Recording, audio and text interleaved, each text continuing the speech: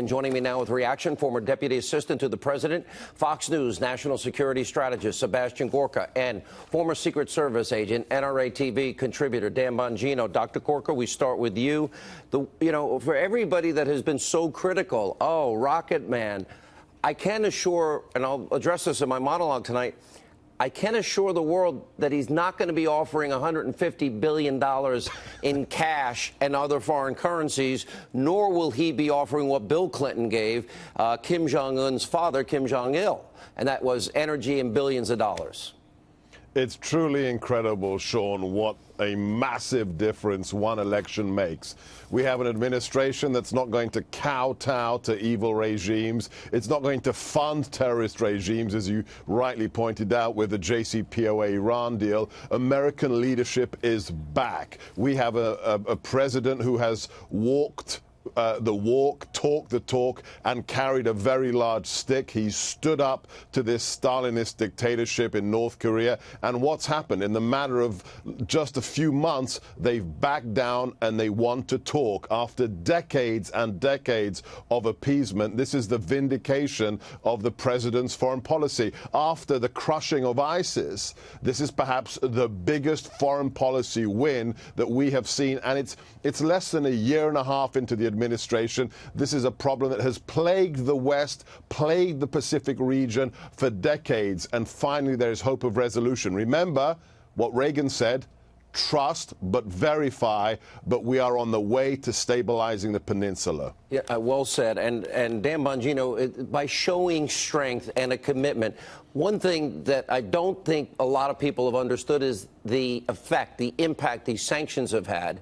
China, the president's relationship with China has put a lot of pressure, and China has withdrawn a lot of their financial support and trade as it relates to North Korea. That has played a part in it. And also America's military force in the region, as shown by the president, there was no question what the consequences would be if Kim Jong Un continued what he was doing and firing these missiles. He was precipitating a crisis. The president would strike. It would have happened. It was inevitable. Absolutely. Sean, a couple points on this. You know, one of the lessons a lot of these hostile geopolitical actors learned around the world after the Iraq War was never, ever go to war with the United States without nuclear weapons. You will be annihilated, and annihilated quickly. Well, the Kim regime learned from that, and they've been holding the threat of nuclear war like a gun to the head of the world now for years.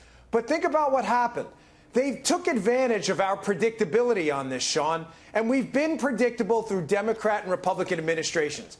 Then we get a Queens builder in office who drops a couple DEFCON 1 level tweets in there. He's entirely unpredictable, and all of a sudden they want to chat about denuclearization.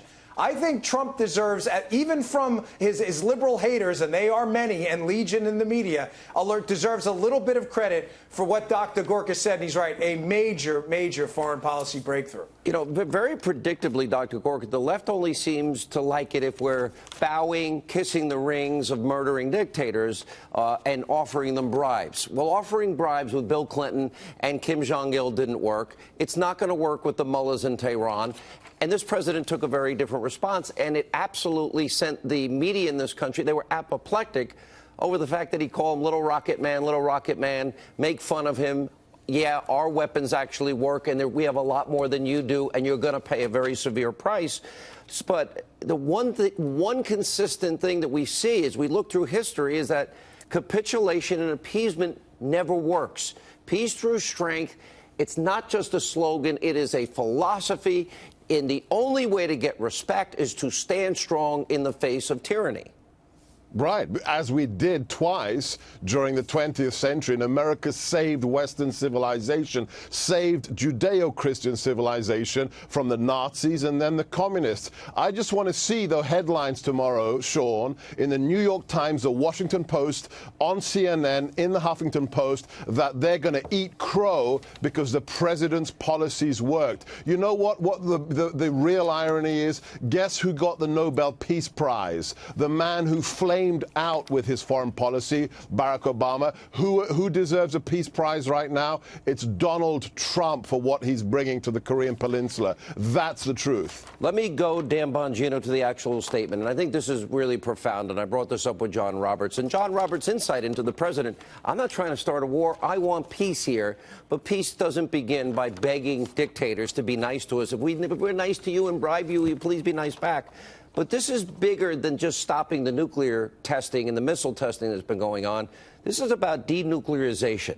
And in the meantime, the joint exercises continue with South America and our allies. In the meantime, the sanctions continue.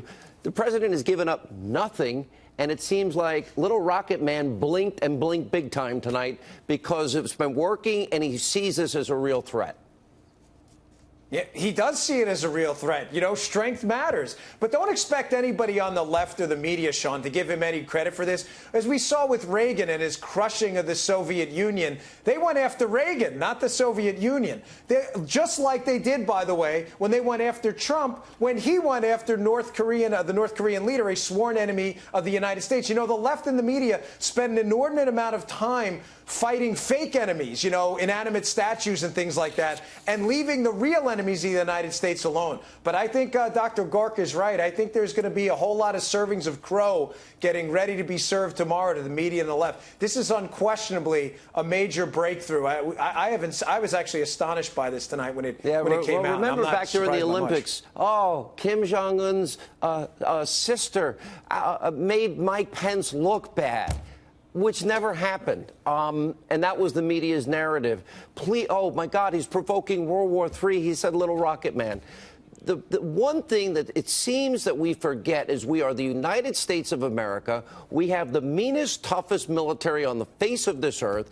Reminding dictators that they cannot intimidate us is not a bad foreign policy. But if it encourages them to reach out for peace, we offer our hand in peace because the world ultimately is better off for our children and grandchildren. It's not that complicated, Dr. Gorka.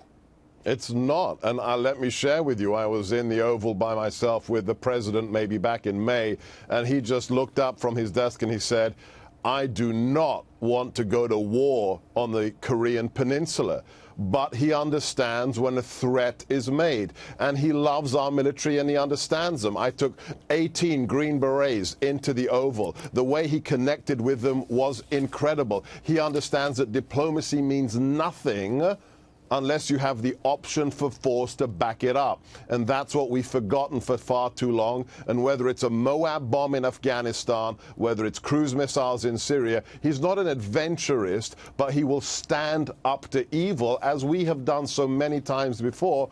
And I just want to know how the never-Trumpers are going to react. How are the Tom Friedmans, how are the sad individuals like Max Boot going to react now when Donald Trump's policies keep winning? And as you mentioned it, I think the steel tariff is part of this deal. Absolutely. And I'll get to that later in the program tonight.